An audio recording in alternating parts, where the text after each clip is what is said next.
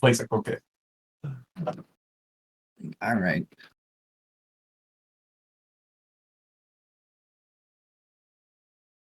All right, guys. We are back officially for UFC 300, and it's time. And like me and Dylan, we were just talking about, this card couldn't be any more lit. It is I think the on paper the best UFC card that's ever been put together. I mean, there's a lot of hype behind this card, dude. Yeah, it is time. It's the one we've all been waiting for, like you said. Let's tussle. Yeah, thanks for joining us, guys. It is Wednesday night. We should have done this last night, but to start us off, like this video and subscribe, leave a comment, anything helps. Let us know your picks and who your favorite underdogs are, your lock of the weeks, whatever you want to, just let us know because we're interested to hear it. So, Yeah, right just the before favorite we, fight that you're looking forward to. Which fight you want to see the most? yeah, anything. But before we do jump in this really quick, I want to take 2 minutes and recap last week, like literally 2 minutes. I won $674. Not complaining at all. It was great. I even cashed out. I cashed out on one of my parlays, and that would have won me. Or no, excuse me. I didn't. I cashed out on one, but I won $674, and I was this close. If Brandon Allen finished the fight, which he was so close to, because Chris Curtis tore his Achilles or whatever happened, I would have won another like $984. I have a screenshot. Like, I'll show you on Saturday, Dylan. Like, whatever. I don't have to prove it to people. But Damn. I was that close. But not complaining with 674. I know you won. No, Was it no, 90? no. Yeah, $90. That was off the Lucas one with Alex Moreno, and then Charlie Campbell by submission or decision. So yeah, we had a good time. We both win. I mean, you can't complain about that. So we were celebrating, having a good time at the bar. So why not, right? Exactly, dude. Got to celebrate the little wins. But yes, that's a little recap of our last week. Moving right on to UFC 300. We don't want to waste time. We got 14 awesome fights, and let's kick it off. So, I mean, you both agreed it is crazy. We're saying the first fight of the night. Former flyweight champion Davison Figueiredo up against former champion, bantamweight champion, and Cody Garbrandt. That's insane to say in the first fight of the night. So, excuse me, even Dana White said he's like, on this fight card, there's not one fight you can't leave your television from. In my opinion, minus like the Holly Holm, Kayla Harrison, like whatever. I might leave it for there. But I agree, every fight is absolutely stacked. So, two former champs going head to head right away. We got Davison Figueiredo at a minus 300 favorite against Cody No Love at plus 240 underdog. And when I watched the last time I watched Cody fight against Brian Kelleher and he knocked him out, I had Cody winning that fight, and I was like, oh, he looks good. Like, he's on a good roll. And then he talks the talk and says, I want to fight Davison Figueiredo, and he gets Davison. Like, Mm-hmm. it's kind of crazy, dude. I think he personally, I'll keep it not short and quick, but I think Davison Figueiredo wins this fight. He honestly, I could see him winning inside the distance, which I do have I have quite a few parlays already, but I have him inside the distance, and I have his just straight up money line. But Davison Figueiredo wins by KO. This is the sneakiest prop. Figueiredo wins by KO, TKO, or DQ at a plus 165. They're giving you plus money against Cody No Chin Garbrandt at this point. I love Cody No Love. He's Yeah. a great fighter. I love watching him fight, not talking shit. I'm just saying his chin's been rocked a lot. Yeah, he beat Trevin Jones, and then he beat Brian Kelleher. Davison Figueiredo is leaps and bounds better than both of those guys. And now Davison moves up. His last fight, he outpieced up Rob Font the whole time, dude. I don't want to disrespect Cody here, but I think he loses this fight 9 out of 10 times. I'm taking Davison Figueiredo, and probably inside the distance, if not just a 3-round ass whooping. How about you, bro? Yeah, like I said before we even got on the call here, I feel like this whole card is just I mean, these guys are all such professionals. Just who is going to make that little mistake to begin with? Like the one person that steps the wrong way, one person has their hand just a little too low, and someone's just going to get caught. And I'm kind of with you in the same boat. I feel like Cody just that chin. I mean, love him like you said. He's a great fighter. Mhm. He's been through some mega wars, and that's why that chin is the way it is right now. But I feel like yeah, he's just going to get caught. He's probably going to make the first little error first, but I love that he called this fight out. I love that he wanted this fight. I think he does do better when there's a bigger crowd behind him. But I'm gonna go with Davidson Figueiredo as well. Awesome. All right. Well, we're starting off right away together. And last week we were kind of head to head a lot on picks, which I love that. It Mhm. makes it interesting. Um, but then we also agreed on some, and that's why we both won money. So we're gonna start it off. We both got Davison. I love that we. This is the first fight of the night. Like you can't miss it. No. It's gonna be fireworks. I think someone's getting knocked out. Like Cody has the power. If he touches you in the chin with his combos, he can knock out anybody. So Hmm. I'm gonna look at the prop right now, and then we'll move on to the next awesome fight. But I'd imagine it's pretty juiced up. Fight doesn't go the distance. Minus 185. That's not too bad. Fight goes the distance plus 140. I just don't see this fight going the distance, dude. One of these Big guys is three on gonna knock parlay. each other out, or Davison will submit him. So that's why I like Davison inside the distance, even money, just even. They were both hyped up just to be starting, the night off. Those two, they're like, yeah, we're gonna put on a show. We're just gonna start. Yeah, it's a great card, dude. Awesome fight. We both got Davison. Moving on to the next one, we got Bobby the King Green against Jim fucking Miller. And let's Yes, go, dude. they I have to hope say that. Bruce. I know, dude. I hope Bruce Buffer says that.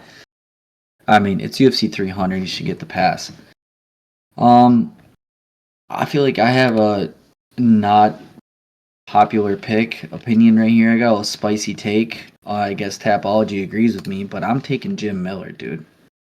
I got Jim Miller. He's coming in at a plus 160 underdog, facing a minus 190 Bobby Green, which I believe on the app we use has gone up. Bobby Green's a minus 175. Okay, so more money's came in on Jim Miller. Miller's a plus 145 on our app. And hear me out on this. I won't keep it here too long. Great fight, but we can move on to the next after you give your little breakdown. But hear me out on this, dude. February, whatever it was, when Ilya fought Volkanovski for the featherweight belt, I said, I'm taking Ilya Taporia. I wasn't super confident, but I said I think Ilya has enough knockout power and he's dangerous to knock out Volk, especially because Volk just came off a head kick knockout 4 months ago against Islam, and that's exactly what's happening to Bobby Green. He's fighting. He fought Jalen Turner 4 months ago, and he got knocked out like 2 times in that fight and suffered brain damage because the ref didn't stop it in time. And I see it here, dude. Like Jalen Turner beat the brakes off of him, and now he's on the same card as Jalen Turner. Like if you don't let your brain take time to, I'm surprised he can even fight. I thought it was 6 months medically suspended when something like that happens. So all I gotta say, dude, Jim Miller, yeah, he's 40. The dude can still hit really hard, and he's very good at wrestling. Like I'll probably take Jim Miller inside the distance, or just or just go money line. Like maybe he doesn't finish Bobby Green, but he beats the I don't know, beats him enough to. I just see Jim Miller winning this fight, and it's not the most popular pick, but that's my read, bro. How about you? Yeah, when I first looked at this one, I was thinking Bobby Green. I was thinking he was younger for some reason, but he's only 3 years younger than Jim Miller. I mean, Jim Miller's 40. Bobby Green's 37. Jim Miller's got a lot more experience, though. Well, I mean, Bobby Green's got what, 46 fights? Yeah, Jim Miller's got Dude, 50, 54. So, I mean, they're both been in the game for a long time. Their reach is identical. I mean, we'll have to see what they kind of weigh in at, but yeah, you kind of persuaded me when you were talking to me a bit, and I think I'm going to go with Jim Mill as well. I mean, he's just been to UFC 100, UFC 200. Why not take 300 as well? He is a southpaw. We know Bobby Green's orthodox, so I do tend to like to edge southpaws a little bit in that situation. But Bobby Green's got a good gas tank on him. He throws a lot. But yeah, I think I'm gonna go Jim Miller with you as well. Jim Miller, hopefully he can just kind of shell up, take a little bit of damage, maybe drag it out to the second, third round, and maybe get it done. Or Jim Miller by decision. But if he's at plus money right now, if we can take that plus money, because I feel like this could be a pick 'em fight, why not throw it in a little short 3-4 parlay with some plus money? Why not? Yeah, dude. I like it. The last tidbit I'll throw in there is like I know people that are picking Bobby Green. Like I get it, but they have to be nervous about that 4 months ago when he got flatline knocked out by Jalen Turner. His head to the canvas getting beat in and he's unconscious, taking like 6-7 hits after he's already knocked out. That doesn't weigh heavy on your money. You want to throw your money on that against Jim Miller, who his last few fights has proven that he still has it. Like Jim Miller just knocked out Nicholas Moda. Oh, sorry, that was 2022. But he knocked out Moda, and then he submitted Donald Cerrone, and then after that, he uppercut knocked out Jesse Butler, and then rear naked choked Gabriel Benitez. His last four fights, excuse me. His last 5 fights, he's finished all of them. And he's 40 years old, dude. I think And he Jim beat Miller's what do you have, Lyme disease? Beat Lyme disease, so yeah. Good point. He beat freaking Lyme's disease, and he's 40, still fighting. He's already announced this is his last fight. We could see several people, a handful of people retire on this card, like him, Holly Holm. Honestly, it's probably it. I was gonna say Max, but there's no way Max retires. He's too young and too good still. Jim Yeah, dude. fucking Miller. Yeah, Jim Miller. It's gonna be another great fun fight to watch. I can't throw my money on Bobby Green, even though I know how good of a boxer he is. He's probably faster at striking than Jim Miller at this stage in their career. But Jim Miller's wrestling game is nasty. I really think that's something to watch out. So, all right, me and Dylan both got Jim Miller. If you guys are still watching, which you should, it's UFC 300. Like this video, subscribe, leave a comment, do your thing, share it out. Please, we appreciate it. So, Jessica Andrade takes on Marina Rodriguez, in which this is a solid fight, dude. This is a literally throw 'em up, pick 'em. You either got Jessica or Marina. Like, I don't even really know where to side with this because both these girls kind of fight the same way. Not the same way, but they're both very live for a knockout or a submission. And I think after Jessica Andrade's 4 months ago when she knocked out Mackenzie Dern, it was impressive. But a lot of people are a little recency bias. I mean, she was on a 3-fight skid. I mean, she got submitted twice and knocked out. And then she came in there and fought Mackenzie Dern, who does not know how to strike to save her life. I'm going to side just slowly, ever so slightly, with Marina Rodriguez, but I'm not betting this fight. So for officially my pick, not a bet, I'm taking Marina Rodriguez just because how fluent her ground game is, and she seems to be a little more technical than Jessica Andrade. Although Andrade has that power where she can just throw from the hips and just hope 1 or 2 lands, and that girl's going out. So not a super confident pick, but I'm taking Marina. How about you? Again, yeah, just kind of a pick 'em. These two are getting older too. I mean, I know women can kind of fight a little bit older. They don't take quite as much damage, but they're getting up there in age. Just noticed that. Um, I think I might go Andrade, but it probably won't pick this one either. I like Andrade better on the ground. I feel like her grappling's a little bit better. She's got better, I think, takedowns and better takedown defense. So maybe if she can get it down to the ground and tire out Rodriguez, might give her a better chance. But I bet this one probably goes to decision. And I wonder what it is right now for decision. It says Fight goes the distance, -135. So probably not gonna touch it. it's not a terrible number though. See, I kind of see it. I see it kind of the opposite, bro. I think it's a little sneaky. Fight won't go the distance. Like UFC 300, both these girls want something to prove. Jessica hits so hard, and Marina Rodriguez has such like good ground game and good striking game. I might be, Whoever slips up first, respectfully, dude. yeah, respectfully to disagree. I might be throwing down a little. Fight does not go the distance. All right. Moving on to the next fight. We got, so yeah, we're head to head on that one. So 2 out of 1. 2 of the fights were with each other. One of these we are not, but I would assume we're probably on the same side of this fight. So we got Jalen Turner against Hanato Moicano. Turner is right now he's a minus 240 favorite on our book. And Renato Moicano is a plus 195. And I think that's honestly, a good way to start this fight. Like, it's a good money line. I'm taking Jalen Turner because I think his striking is much, much better than Renato Moicano. We saw what he just did against Bobby Green on short notice.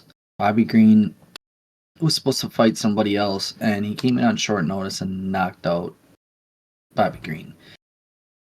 Dan Hooker split decision. That was a nasty fight. I don't know how Dan Hooker didn't die from that head kick. And also a split decision loss against Mateusz Gamrot, which I think Mateusz Gamrot has a way better ground game or wrestling than Renato Moicano. Moicano probably has better jiu-jitsu than Gamrot, but either way, the wrestling nullifies jiu-jitsu, and Jalen Turner's takedown and jiu-jitsu defense is it's very solid. Mateusz Gamrot couldn't keep him down and choke him out. That leads me to believe Renato Moicano definitely is not going to do that. That's just my opinion. And I'm riding with Jalen Turner. I want to sprinkle. I have a fight with him inside the distance because I could see a sneaky submission. He's got submissions on his record.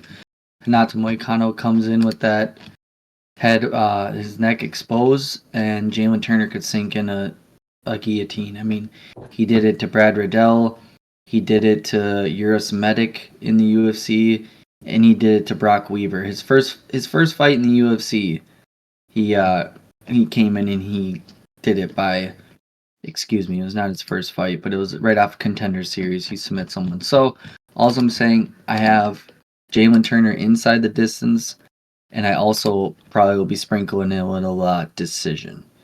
So, I don't know, dude.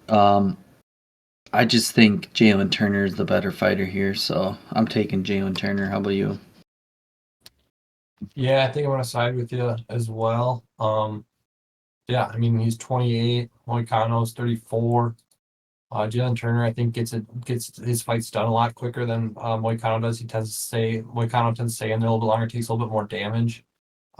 It's going to be a good strike and brawl, though. I think these guys are going to both stand there and throw. I think that 5-inch reach of Jalen Turner is just going to land a little bit more. When he's standing southpaw, that straight left coming across, I think it's just going to keep catching him right on his chin and keep him staggering back a little bit. Look, I was going to hang in there though. I think it might go decision. He's going to be looking like a bloody mess afterwards though, but Moicano wants more money, so who knows? I kind of want him to win just to see what he says on the mic. So this guy, he might be my dog of the card. I don't know, but we'll see. All right, I respect it. I just personally think Renato Moicano's his chin is not anything impressive, and Drew Dober 2 months ago had him kind of rocked, and then there it is again. He just fought 2 months ago. That's a pretty quick turnaround, but just like you said, he wants more money, so he's like, I'll take it. So he just fought 2 months ago, and he pretty much went right back into camp after, I believe it was or no, they were co-main, so it went 3 rounds. I just think Jalen Turner picks him apart on the feet and probably knocks him out like he did to Bobby Green. And if Anato comes in with some sloppy single leg wrestling takedown and leaves his neck out there exposed, I think Jalen can sync that up. So I like Jalen in. I want to play him. Yeah, bro. I want to play him inside the distance, but I also kind of want to do like a TKO or decision, because our bookie does that, submission or decision or TKO or decision. Because I can see him TKOing him more than submitting him because Anato knows jiu-jitsu. But yeah, KO or decision. I think Jalen Turner wins this fight pretty decisively. So I do too. I think Jalen gets it done. We gotta see which one shows up, which kind of Jalen shows up, if the hype gets to him, or if he really is feeling the crowd. He's going out there throwing, is very confident. I think it'll be a masterclass. Yeah, I like it, dude. All right, moving on to the next fight. And sound the alarm, sound the horns. This fight right here is my lock of the fight, lock of the night. Diego Lopez. Give me the money. I think Diego Lopez, he's getting a step up in competition, and I think he absolutely passes this with flying colors, dude. Diego Lopez, he looks clean in his last few fights. He came into the UFC on short notice against Movsar Evloev, who's undefeated in the UFC. He's like 18-0. Of course, Movsar hasn't finished anybody in the UFC. Diego Lopez had it sunken in a nasty knee bar and was about to break his leg, and somehow Movsar rolled out of that. Primarily because he knows wrestling and jiu-jitsu very well. Sadiq Yusuf is a kickboxer. He's got decent, he's got solid takedown defense. I just think Diego Lopez is so much more physical. He's going to be 2-3 inches taller. Diego Lopez does get hit. He does get hit in his fights. Like, who doesn't? But I feel like he's coming to his own now. He's had 3 fights in the UFC. He's 2-1. Like I just said, he came out short notice against Movsar Evloev. Ilya Topuria was talking about Movsar Evloev after he beat Volkanovski. Like, this guy might be fighting for a title sometime in the future. The problem with him, he has no finishes in his UFC career. I just think Diego Lopez is like the new found contender in the featherweight division. This dude's nasty, dude. I have him in several parlays right now inside the distance because I think he can knock out Sadiq. He's got really good hands, but primarily I want to see him take it to the ground and wear on him and probably choke him out. So I'm playing it safe inside the distance. Diego Lopez is my lock of the week. I know there's a lot of hype around him, but I think he's good, dude. I think Sadiq's a very good test. I'm not dissing on Sadiq. I just think Diego, he not runs through.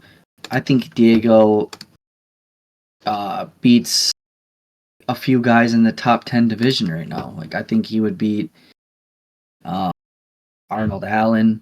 Like, Arnold Allen, I think Diego Lopez beats. I think he would beat Edson Barboza. Sadiq Yusuf fought a 5-round war and lost. I know MMA math does not add up, but, man, Diego Lopez is the lock of my week for me. I like it. Yeah, I would take Diego as well. Maybe if the odds are a little bit more out of Sadiq's favor, I might put him on some because I feel like I've been saying it could go either way. I don't know. Everyone on this card is so talented. Everyone's such an expert that one tiny little slip, one mistake, the other person's going to capitalize right away. But I do like Diego. I think maybe a submission too later in the week when we see what is it at submission? For Diego, Yeah, we'll take a I thought I peek. had already one locked in here. Plus 285. I What'd mean, you get it at? You no, get I it think better? that's no. I got it at plus 285. Okay, I yeah. locked it in yesterday. I like that. I But actually like that. right, dude, like you're telling me Diego Lopez, you're giving me a plus 285 to submit Sadiq Yusuf. Yeah, I I can mean, see that happening. and then to be really just safe, which I want to be really safe on this card. I want to enjoy it and not be like, oh, I fucking got greedy and picked a Diego. But I did, you know. I did it, but I also have Diego in different parlays just inside the distance. Sadiq Yusuf, like who has he fought that wants to take him to the ground? I'm looking at his record right now. Like Anybody? Andre Feely might be the only guy in the UFC that would look to take him to the ground. And Andre, I think, shot like 3 or 4 takedowns in that fight and landed 2 of them. Mm-hmm. I think Diego Lopez's wrestling and jiu-jitsu is phenomenal and way better than that. So I got Diego, man. For the lock of my card for me. Lock it up, Diego Lopez. You want to throw a big whatever you want to bet your own money on, people. You run to the bookies and pick Diego Lopez because I got him. That's my lock, dude. I really do think he's gonna win this fight. Even if I think he's gonna win inside the distance. I'm gonna call it now. But if he does just edge out a 3-round fight and beats him pretty decisively, like that's a win. And if he beats the brakes out of him for 3 rounds, but he can't quite get him out of there, like I still chalk it up as a victory. Like beat the brakes off him, and I think that's going to happen. So, and Sadiq's tough. I'm not undermining Sadiq's talent and how good of a fighter he is. So, all right, we're both picking Diego Lopez. Like I said for a 12th time, that's my lock. Yep. Moving on to the next fight, Holly Holm, Kayla Harrison. It's an interesting fight. It's interesting to me because Holly Holm's 42 years old right now, and Kayla Harrison's 33 coming into the UFC. It's her first fight in the UFC. Who's she been fighting over in the PFL? Like, nobody knows a single person. Although, she did fight Caitlin Young, didn't she? Who Tom spars with? She might have. I don't know. Didn't she fight Angela Hill or something too over there? I see Aspen the lad. But yeah, she's not fighting any. And Holly Holm's going to be her toughest opposition for sure. But man, I can't undermine the Kayla Harrison wrestling credentials and how good of a wrestler she really is. Yeah. So I won't take too much time on this fight. Give me Kayla Harrison. Holly Holm's a beast. I know she is. She's 42 years old now, though. I'm not betting this fight whatsoever. But if I'm making the pick. Give me Kayla. How about you? Yeah, same. Kayla, just her wrestling, her judo background. She's dropping weight for this fight though, or is she moving up a weight class? Something's different with her weight because I know people were giving her a hard time about that, but she seems fine. Yeah, I don't know what it's at. Yeah, you're right there. Something is going on there, but I'm not sure what they're fighting at, what weight class they're fighting at. I have no idea. Yeah, but I think it's gonna be a boring fight. I think Kayla's gonna take her down and just gonna kind of do the whole ground game, roll around for quite a bit. Maybe Kayla Harris wins by submission at plus 250, but yeah, I'm just gonna say Kayla Harris for the sake of Charlotte. Kayla Harris is gonna win this one. Cool, we're riding together on that. We'll move on to the next fight. Okay. That's a big cut, actually. Wow. She's doing right though with the American top team and coming out of Florida. I mean, she's got a lot of time with Dustin Poirier, so she's got a good team around her. She does. I'm just curious to see how that's going to affect her. Like we both just agreed. I ain't bet this fight, so we'll both take Kayla. It's way too chalky for me. And moving on to the next fight. I mean, all these fights are nuts. Moving on to the next crazy fight. I think this is to start or it's almost a featured prelim, which is insane to say. Still a prelim card. Yeah, we're still on the prelims, guys. Nuts. We got Calvin Kattar versus Aljamain Sterling, and like we had previously talked about this fight, Dylan, before we hit record. But for me, this is the toughest fight on this card to judge, to see what happens, because we know how good Calvin Kattar is in the featherweight division. He fought Max Holloway. He's so tough. Like, he just doesn't go away. He didn't fight Max. What's that? He did not put up much of a fight against Max. Wasn't much of a fight on his end. It wasn't. I mean, he didn't get finished though. Like, no, I don't know. It's just, he did get the shit kicked out of him, but credit to him. He was on a 2-fight win streak before then. Jeremy Stevens, one of the nastiest knockouts in the UFC, and then he beat up Dan Ige. Dan Ige is solid. Got the shit kicked out by Max Holloway. Everybody wrote him off against Giga Chikadze, and he just put on a clinic. He looked like a super, super good. He went out there and he outboxed a world champion kickboxer in Giga Chikadze. No wrestling, never attempted one. And then he lost a really, really, really close fight to Josh Emmett, split loss.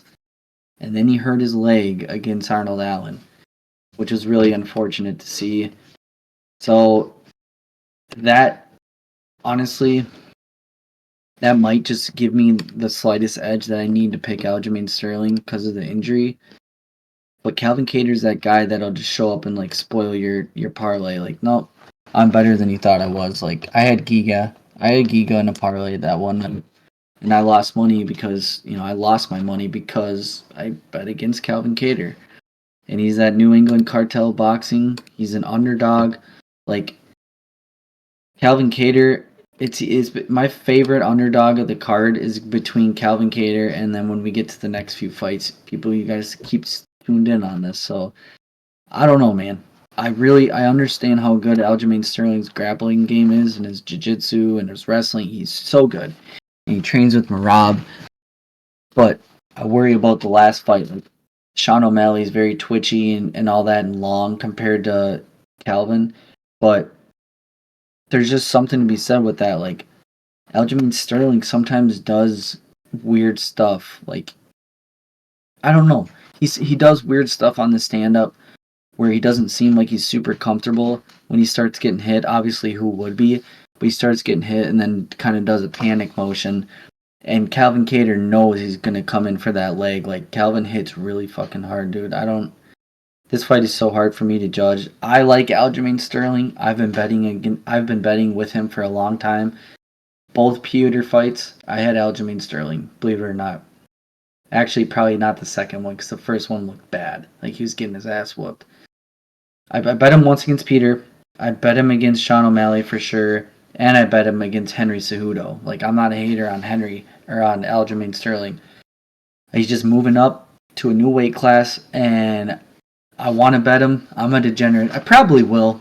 Let's be honest. I probably will bet him, and it's going to be a submission or a decision. I'll get a prop. I don't even know what that is. I'll pull it up right now, but I'll probably bet him. But this is one of the fights where I'm like, man, I just should probably sit back and enjoy it and watch. And that's what I was going to say. I feel like this is a spot where Aljamain Sterling needs to prove it to me in the new weight class, fighting a real contender in Calvin Cater. I just can see Calvin like stopping the dude. Aljamain Sterling wins by submission. Guess what that prop line is? They're disrespecting him. Plus 250. Plus 450. Smack it. Like, dude. Plus 450? Yeah, I'm gonna smack that like a redheaded stepchild. Smack that ass. That is insane to me. And if you want to just be smart with it, you can go submission or decision. Aljamain Sterling minus 165. Yeah, maybe. I don't know. He's a minus 170. So why don't you just take the fucking money line on a freak accident? He might get a knockout, which isn't gonna happen. Anyway, now after I just saw that, I know Calvin Cater's his knockout prop is like or plus 500. So both these guys aren't expected to finish the fight. Like, I think the bookies fucked up right there, dude. They should have made the lines better. Calvin Cater is definitely live to knock out Aljamain Sterling. He just got knocked out in his last fight. I know he's putting on 10 pounds, so that always helps the brain. I think the bookies fucked up, dude. I think Calvin Cater's live to knock him out, and Aljamain Sterling definitely live to submit Calvin Cater, because you look at Calvin Cater's resume, who has he fought that wants to take him down too?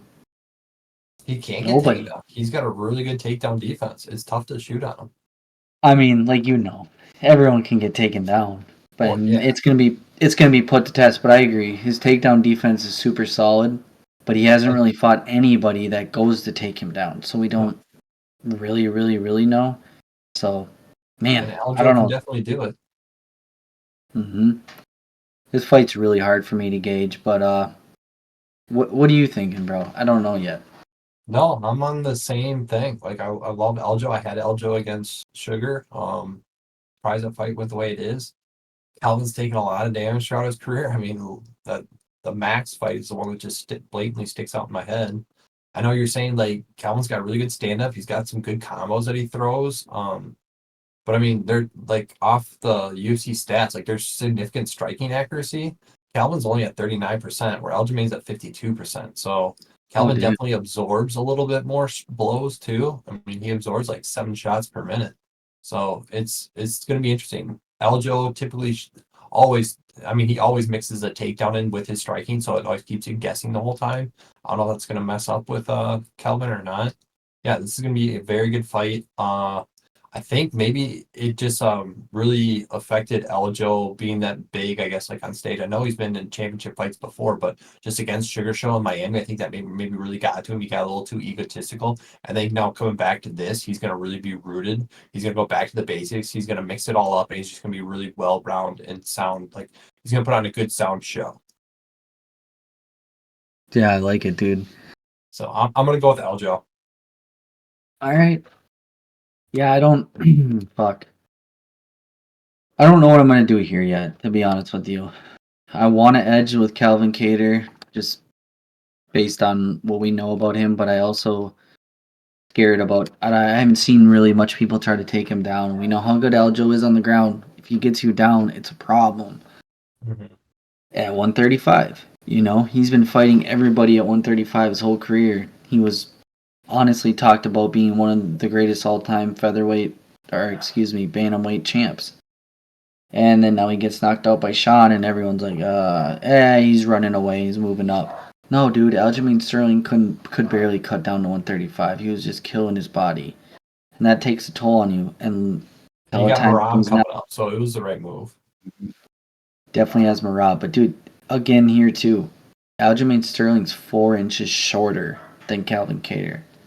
4 inches.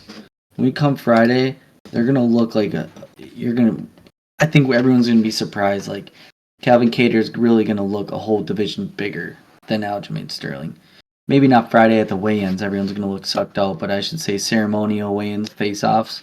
Yeah, you gotta It's watch, gonna be folks. interesting, dude. Gotta I, watch. I'm gonna I am gonna pick that. I am just gonna edge out Calvin Cater ever so slightly. Okay, I'm gonna edge him out ever so slightly, but I'm not super confident with it, and that might change come Friday. So Like I'm I gonna said, take we're the degenerates. We're probably gonna set up multiple bets with both of them in something. So yeah, absolutely, because this is either way, I we think win just because we get to watch this fight. yeah, and here's what I'm always you can almost count on this every time for me. I think when this happens, when a fight, I think it should be a pick 'em, just -110 for both guys or women. That and they're not a pick 'em, and the bookie doesn't line them like this. So Aljamain's a -170 favorite. I almost always go dog. Like, why wouldn't you take the plus money on somebody that he's a bona fide featherweight, he's shown it, and now someone's coming up to his weight class. I don't know, man. I just think I think I think always when I think a fight should be a pick 'em and it's not, it's that close, I'm gonna go underdog 8 out of 10 times. Especially when someone like Calvin Cater, he's down, he'll fight for your money. He's always throwing pressure, volume, and Aljo needs to get it to the ground or it'll be a bad night. And if Aljo does get it to the ground and Calvin doesn't really get up in the first round, it's a bad night for Calvin. So I like it, dude. Honestly, one of the most favorite fights on this card. Like really, I really do like both these guys a lot. I don't think either of them get enough love, and I think it's a really good fight flying under the radar. So moving on to the next one. I can't believe we're still saying the last prelim of the night: Yuri versus Alexander Ratchets, whatever you want to say his name is. People say Rakic, so I'm gonna go with that. Like holy shit, the number 2 light heavyweight Yuri, former champion, against Alexander Rakic. Which, let me back that up. Did you know? I should have even said that. I said the first fight was a former champion, and then you got Kayla Harrison, Holly Holm was a former champion, Aljamain Sterling was a former champion. So I missed our boy Aljamain Sterling saying former bantamweight champion. I just want to point that out there. That's insane. There's like 7 former champions and 1 or Yeah, 2 current champions. So nuts. So we got former light heavyweight champ Yuri against Alexander Rakic, and man, it's tough to gauge Alexander Rakic because the guy is just so inactive. He fought 3 years ago, and then a year and 10 months ago. Like he's not active. You want to pick the guys that are active, and Yuri he'd be even more active if it wasn't for when he just tore his shoulder up. Um, and then he got surgery, came in there, did the damn thing against Alex Pereira, and Alex Pereira's a beast. Like, obviously, he's fighting on the main event. That was 4 months ago. He got air quote knocked out. I didn't really like the stoppage. Yuri didn't protest it. Either way, this is another fight that I think is just a kind of a pick'em in a way, but I do edge it out to Yuri just because of the activeness, the raw power in the light heavyweight division that he has. He's big. Yuri is the underdog, yeah. Yep. Yuri's a plus 110, and on our books it is. He's a minus 105 now, and Rakic is a minus 115. So we are very close, ladies and gentlemen, to a fucking pick'em.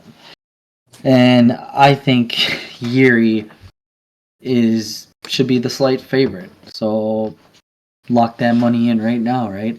I just think Yuri he thrives in chaos. When he creates chaos, like people don't know what to do, and they know how fucking powerful he is. His crazy spinning elbows, everything he does is wild. And then the craziest of all, he submits Glover to Shera in the 4th or 5th round. Like, you're submitting Glover, you know? It's insane. So I'm taking Yuri, dude. I am as well. Yeah, I'm gonna keep this one short. Just give me Yuri. He's gonna win this one. I think. Would that throw him up in title contention then next? Get back up in there. So, yeah, I think he wants it. I did like that Alexander was calling him like he's a fake samurai. I think I pissed him off a little bit as well. So, but yeah, give me Yuri. All right, well, we're both agree on that then. Crazy, crazy fight.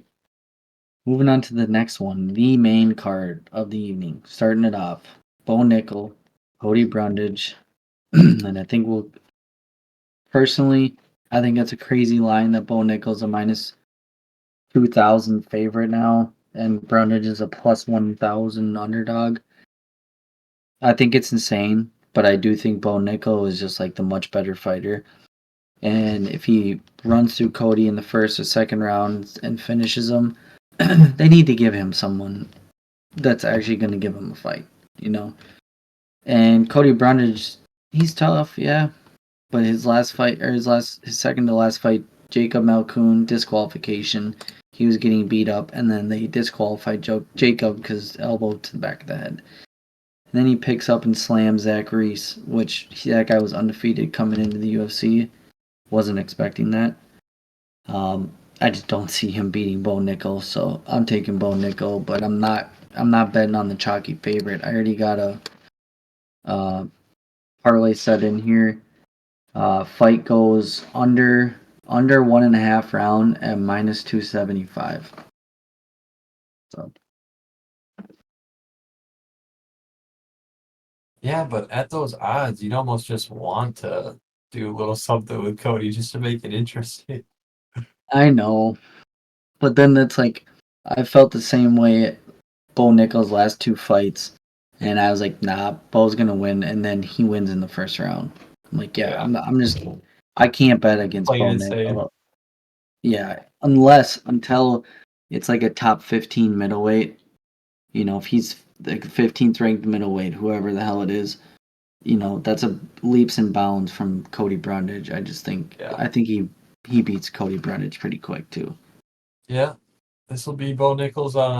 Definitely rising to the fame. I think coming out kind of party. He's gonna put on a show. Yeah, dude. All right, and we'll move on to the next fight, which is awesome. We got Charles Oliveira versus Arman Tsarukyan, and I'm gonna say it right now. This is my underdog pick of the card. Give me Ooh, Charles Oliveira. I know how good Arman Tsarukyan is. I was first on Arman a few weeks ago looking at this fight. I was on Arman after I picked Beneil. He knocked out Beneil Dariush. Well, so did Charles do Bronx Oliveira. And he knocked out Michael Chandler. And he submitted Dustin Poirier. And he submitted Justin Gaethje. And he knocked out Beneil, like I already said. His last recent fight was to Islam Makhachev. I think Islam Makhachev beats Arman Tsarukyan too. Like, I genuinely believe these guys are the number one contenders in the lightweight division, and I'm excited as hell that we're getting this fight, especially on this card, dude. It's nuts. I'm not dismissing Arman. He's 27. He's gonna be 7 years younger than Charles, which is pretty crazy. But just think Charles Oliveira has more upside. Like he has so much ways to finish this fight. He can knock out Armin. Armin's been dropped. He's been wobbled. His chin's exposed. He's going to be a lot shorter than Charles Dublancs Oliveira. Charles is going to be taller. He's going to have a reach advantage.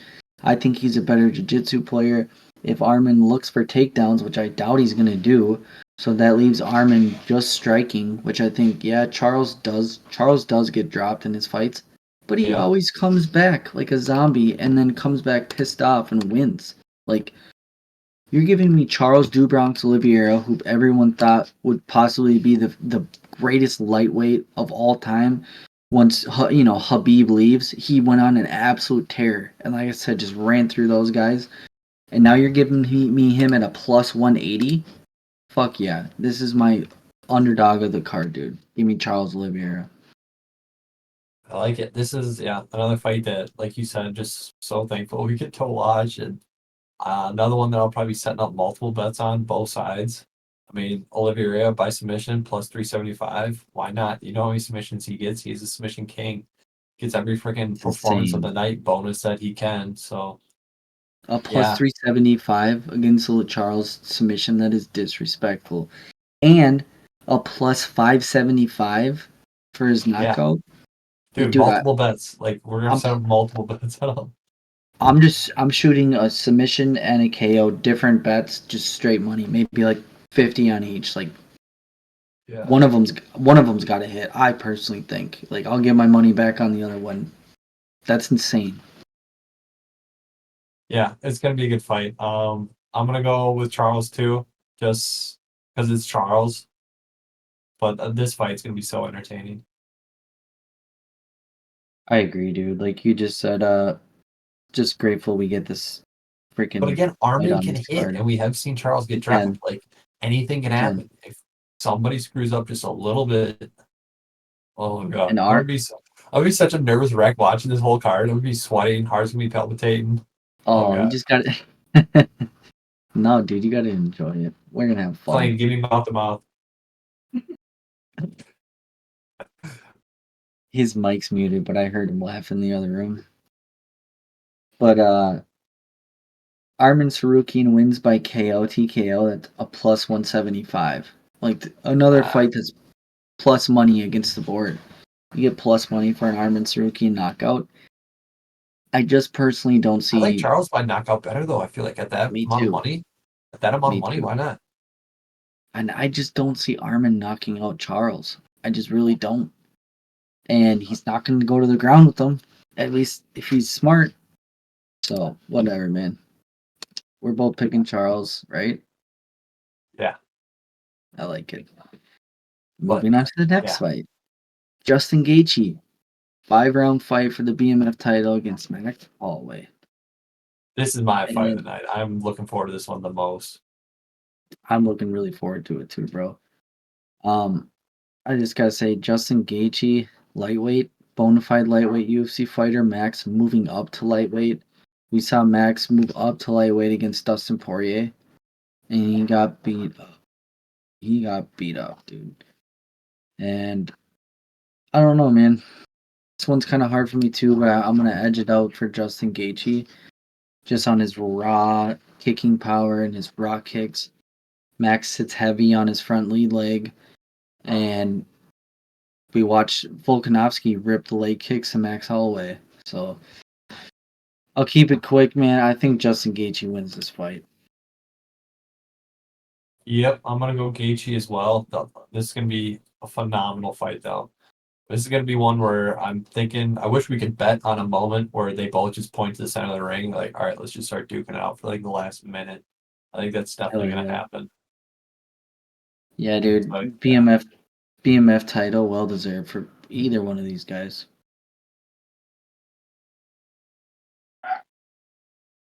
All there's right. nothing really betting wise that I'm seeing that's kind of sticking out to me as super sneaky yet. But I'm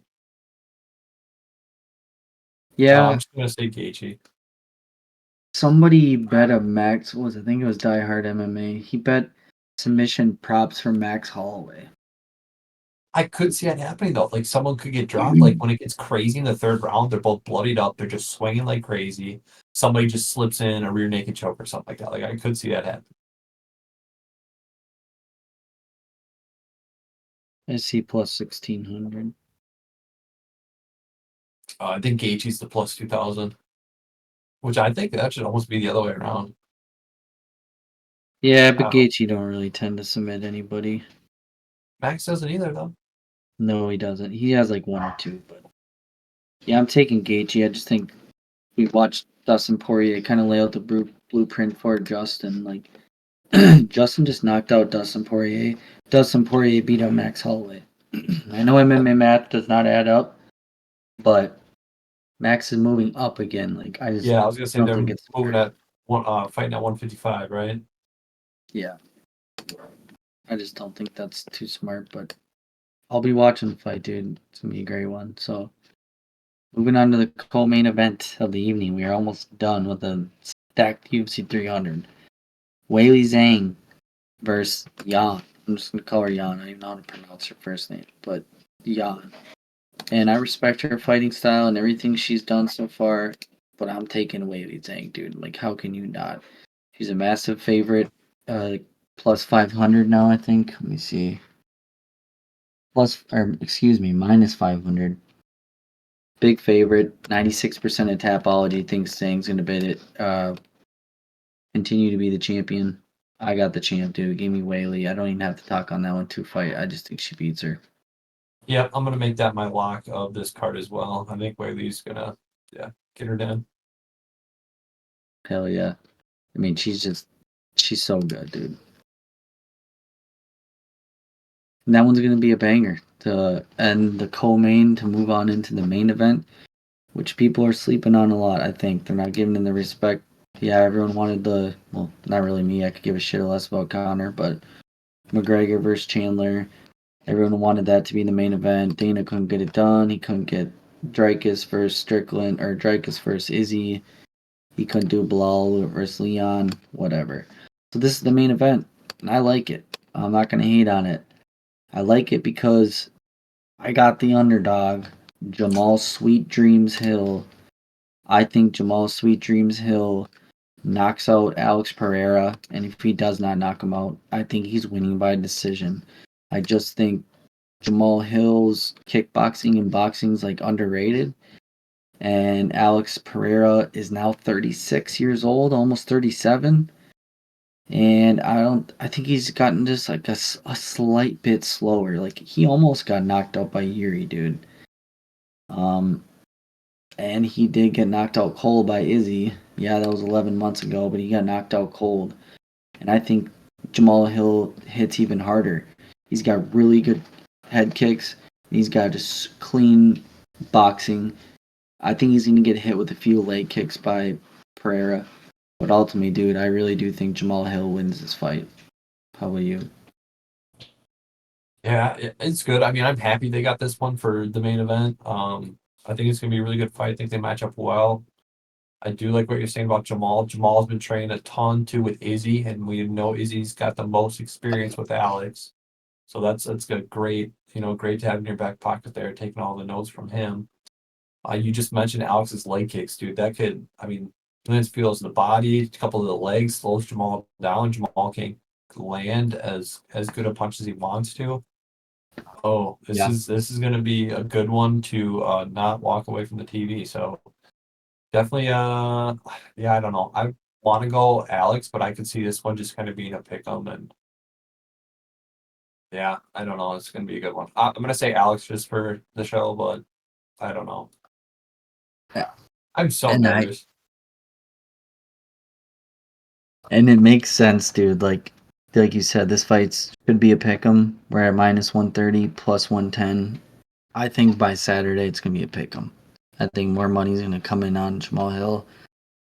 It's gonna be a great fight, dude. Main event of UFC 300, historical UFC card. It's gonna be awesome, dude. We're gonna be at Trav's. We're all gonna be watching together and enjoying it. I also do when we're all there. I want people to shut the fuck up and listen to what Joe Rogan and people have to say. You know what I mean? Right. It's like I want to. It's UFC 300. I want to. There's gonna be so much people like Jocko Willink. Like there's gonna be mega stars at UFC 300. Like I don't know. Oh yeah, We're gonna have a good time. I might have to bring an earbud and connect to the TV so I can hear what the fuck's going on. That might be a smart way to do it. it's a smart move. But yeah, guys, that is the UFC 300 card. All 14 fights. Hopefully, no one misses weight on Friday. It is a lit card. So just to recap it, my lock of the card is Diego Lopez, and my underdog of the card is it's honestly it's between Charles Oliveira or Calvin Kattar. Like those are my two, but the higher plus money is Charles Oliveira, and I have a little more confidence in him. So I'm gonna take Charles Oliveira as my dog. And your I like that. lock, Dylan, was Weili Zhang. Yeah, Who do I'm you gonna think? lock Who in do you think your Whaley. underdog would be? I don't know, man. I could see it. Gosh, I feel like there's so many that are gonna be so close. It could be Jim Miller. It could maybe take Hmm. Moicano. I like the I Jim don't Miller know, man. one. I really like the That, Jim Miller that one because we both Calvin picked him. Cater fight, him being a dog or not, like I feel like that could just be a pick 'em. Hmm. Dude, it's gonna be so close. I think I'm gonna go Jim Miller. Just give me Jim fucking Miller. I like it. Well, you heard it, gentlemen, ladies and gentlemen. So we appreciate it. That's UFC 300. Thanks for watching. Like and subscribe again. Please leave a comment. Who are you picking? Do you agree with our picks? Do you agree with Dylan's lock of the night? Do you agree with my lock of the night? Do you not agree with it? Whatever, so be it. Let us know in the comments. And thanks for tuning in, guys. And watch our video next week. It's always here. So, peace.